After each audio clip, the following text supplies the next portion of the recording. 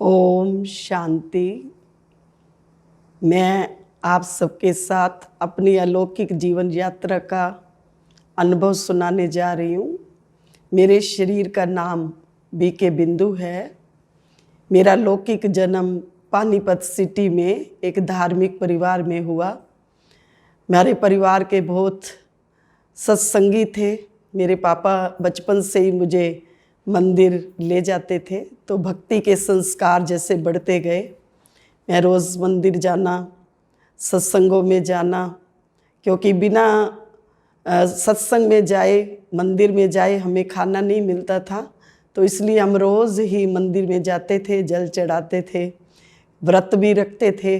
मंदिर में, मस्जिद में, गुरुद्वारे में, जहाँ भी सत्संग होता था मैं चली जाती थी। तो मेरे पापा ना बचपन से ही मुझे ब्राह्मणी कह के बुलाते थे, लेकिन मुझे ब्राह्मणी क्या होता है कुछ पता ही नहीं था, ब्राह्मणी शब्द का अर्थ क्या है। तो जैसे जैसे उम्र बढ़ती गई तो मेरे को भगवान को मिलने की बहुत ही प्यास बढ़ती गई। तो मैं सोचती थी भगवान मुझे कब मिलेगा, कैसे मिलेगा। आखिर मेरी वो आवाज़ दिल की उस भगवान तक पहुंची। ये बात सन 1985 मार्च की है। हमारे घर के सामने हमारे बड़े सरला दीदी जी का घर था, जो इस पानीपत सेंटर के मुख्य संचालिका हैं, जो पानीपत की सारी सेवाओं को देखते हैं। तो उनकी सिंपल सिटी, उनकी रूहानियत, उनकी वाइट ड्रेस हमें बहुत ही आकर्षित करती थी। तो उन्होंने अपने पिताजी के मृत्यु के बाद उन्होंने अपने घर में गीता पाठशाला खोली और अपने पिताजी की दुकान पर प्रदर्शनी लगाई। तो जैसे ही मैंने प्रदर्शनी देखी तो मेरे मन को बहुत सुकून मिला, शांति मिली। मुझे ऐसे लगा कि भगवान मुझे यहीं मिल सकता है। तो दिन प्रतिदिन मेरी लगन जो है बढ़ती चली गई। फिर दीदी जी ने, बड़े सरला दीदी ने अपने घर में ही, घर के पास एक कॉलोनी में, हमारी कॉलोनी में एक बहुत बड़ा फंक्शन कराया। तो माउंट आबू से दादी चंद्रमणि जी आए थे। जैसे ही मैंने उनका पहला भाषण सुना तो मुझे बहुत ही ज़्यादा अच्छा लगा और मेरे दिल में वो भाषण उतर गया और आकर्षण हुई दादी जी से कि इनके जैसा ही मुझे बनना है, मुझे ऐसा ही जीवन बनाना है। मैंने दिल ही दिल में दृढ़ संकल्प ले लिया। फिर मैं रोज़ गीता पाठशाला में कोर्स के लिए जाने लगी। मेरी लगन को देखकर मेरे माताजी को डर लगने लगा कि ये तो अब पढ़ाई में फ़ेल हो जाएगी। उस समय मैं सेकंड ईयर में पढ़ती थी, तो ये पढ़ाई में पास नहीं हो पाएगी। तो इसलिए उन्होंने मेरे को रोकना शुरू किया कि आपको नहीं जाना है, पहले आप अपनी पढ़ाई पूरी करो। लेकिन मुझे इतनी अंदर से लगन लग गई थी, तो मैं चोरी चोरी ना क्लास करने जाने लगी। तो हमारे सरला दीदी ने मेरे को बहुत ही स्नेह दिया, सहयोग दिया। उनके स्नेह और सहयोग से मैं चलती रही। और माताजी ने कहा अगर आपने वहाँ जाना है तो मैं तेरे साथ बात नहीं करूँगी। पूरा परिवार जैसे नाराज़ होने लगा, बंधन डालने लगा। फिर भी मैं घबराई नहीं, मैं चुपचाप अंदर ही अंदर बाबा से मेरी लगन जो है बढ़ती चली गई। तो फिर मैंने सोचा कि जितना जितना हम बाबा के प्रति अपने मन का प्यार बढ़ाएंगे तो उतना उतना हमारा दैहिक प्यार कम हो जाएगा।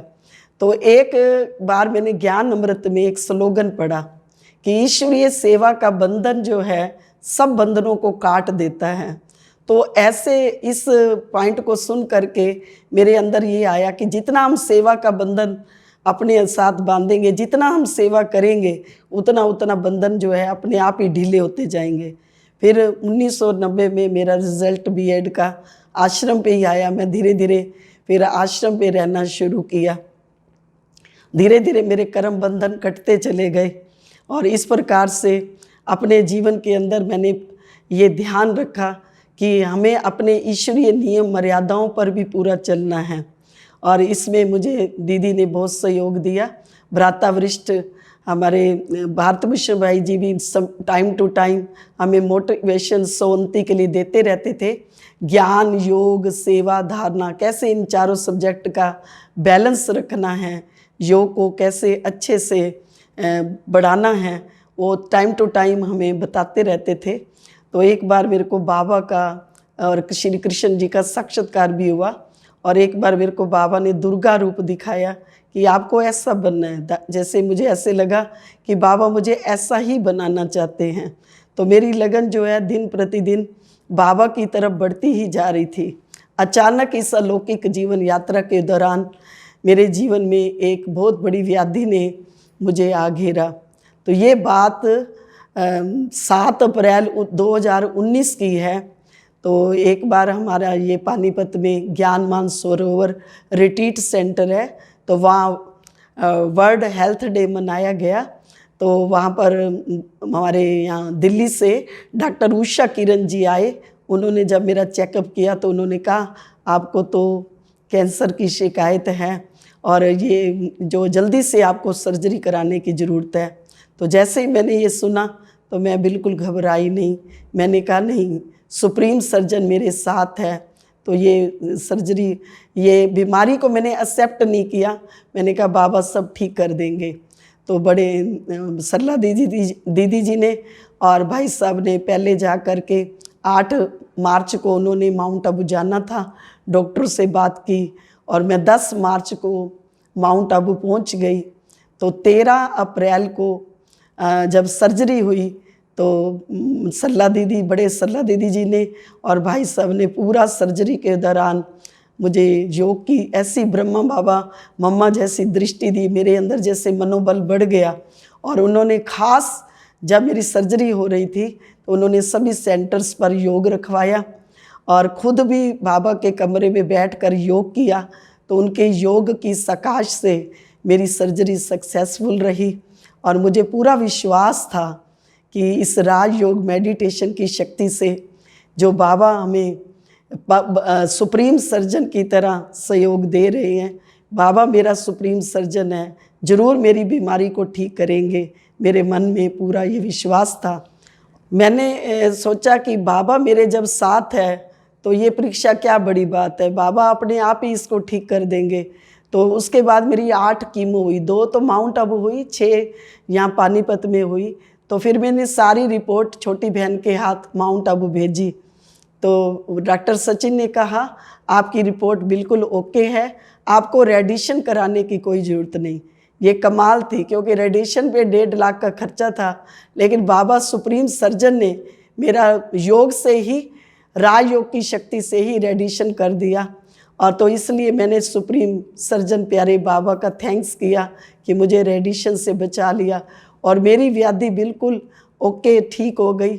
ये सब बाबा के शक्ति का कमाल था। पूरे परिवार की दुआओं से, उनकी शुभ भावनाओं से मैं आज बिल्कुल स्वस्थ हूँ और मैं अपने इस अलौकिक जीवन में कुछ ईश्वरीय नियमों पर पूरा ध्यान रखा कि मैंने कभी भी आज तक अमृत वेला इस 38 साल की यात्रा में कभी भी मिस नहीं किया, ना कभी मुरली मिस की और यज्ञ की प्यार से सेवा की और कभी भी यज्ञ में कुछ भी वेस्ट नहीं जाने दिया। इकोनॉमी का ध्यान रखा और बड़ों का सदा रिस्पेक्ट और रिगार्ड रखा और संगठन में मुझे सबके साथ एडजस्ट होकर चलना है, ये भी मिलनसार नेचर बनाकर रखा। तो इन छोटी छोटी बातों पर मैंने ध्यान रखा। तो इन्हीं शुभ दुआओं, परिवार की दुआओं से, शुभकामनाओं से आज मैं बिल्कुल स्वस्थ हूँ, मैं बिल्कुल ठीक हूँ। तो इसलिए मेरे दिल से एक ही आवाज़ निकलती है, प्यारे शिव बाबा ने मुझे इस परीक्षा की घड़ी में पूरा साथ दिया। मैंने इस व्याधि को भी समाधि में का रूप दे दिया। मैं जब पांडव भवन गई तो मैंने यही मन में संकल्प किया, मैं तो योग भट्टी के लिए, मेडिटेशन के लिए आई हूँ, मैं कोई सर्जरी के लिए नहीं आई हूँ। तो इस प्रकार से मैं सुबह अमृत वेले 2 बजे जाकर बाबा के कमरे में राजयोग का अभ्यास करती थी। इस राजयोग की शक्ति से मैं इस व्याधि को पार कर पाई और मेरे मन से एक ही आवाज़ निकली, फनूस बन के जिसकी हिफाजत हवा करे, फनूस बन के जिसकी हिफाजत हवा करे, वो शमा क्या बुझे जिसे खुद रोशन खुदा करे। तो बाबा उस सुप्रीम सर्जन ने मुझे इस बड़े से बड़ी परीक्षा से पार किया और मैंने बाबा का थैंक्स किया कि आपने मेरे जीवन को बचाया है। अब ये जीवन की जो भी घड़ियां बची हैं, मैंने इसको अपने आपकी सेवा में अब सफल करना है। तो मैं ये ध्यान रखती हूँ मेरा कभी भी समय वेस्ट ना जाए और सब आत्माओं की मैं दिल से प्यार से सेवा करूँ। मेरे मन में एक ही शुभ भावना रहती कि मैं बड़ों को भी खुश रखूं, मैं उनकी आज्ञाकारी, वफादार, फरमान बरदार बनकर रहूं। तो ये मेरी एक परिवार के प्रति भी यही थैंक्स निकला कि पूरे ईश्वरीय परिवार ने मुझे शुभ दुआएं दी और उन शुभ दुआओं के प्रभाव से, शुभकामनाओं से मैं इस परीक्षा की घड़ी को पार कर पाई। अब मैं बिल्कुल स्वस्थ हूँ, बिल्कुल ओके हूँ। मैं सभी आत्माओं को ये अपने जीवन के अनुभव से संदेश देना चाहूँगी, कभी भी कोई बीमारी आ जाए तो कभी भी घबराएं नहीं। सर्वशक्तिमान परमात्मा को साथ रखें, उनको साथी बना के रखें, उस पर पूरा विश्वास रखें तो आपकी बीमारी जल्दी ठीक हो जाएगी, क्योंकि मन का ही तन पर असर पड़ता है। अगर मन से हम बीमारी को स्वीकार नहीं करते तो वो तन पर अटैक नहीं कर सकते। तो हम कभी भी अपने मनोबल को कम ना करें, अपने मन को उस सर्वशक्तिमान परमात्मा पर विश्वास रखें और उससे सच्चा प्यार रखें, उसको साथी बना के रखें तो हमारी बीमारी जल्दी ठीक हो जाएगी। इसलिए कभी भी हम जीवन में घबराएं नहीं, डिस्कर्ज नहीं हो। तो मैं भी भगवान के प्रति यही भावना रखती हूँ कि आपके प्रति शुभ दुआएं देती हूँ कि आप जब भी कुछ हो तो अपने आप को उस परमात्मा को याद करें। उस परमात्मा की याद से, उस राजयोग के अभ्यास से आप अपनी बीमारी को बिल्कुल ठीक कर पाएंगे, ऐसा मेरा पक्का विश्वास है। मैं इस ईश्वरीय परिवार का फिर से पुनः थैंक्स करती हूँ जिन्होंने मेरे को इस परीक्षा की घड़ी में शुभ दुआओं का सहयोग दिया। तो मैं भी बाबा के प्रति 2 शब्द कहना चाहूँगी। बाबा तेरी दुआओं का इतना असर मिले, बाबा तेरी दुआओं का इतना असर मिले, मैं जब भी नज़र उठाऊं तुझसे नज़र मिले, तुझसे नज़र मिले। ओम शांति।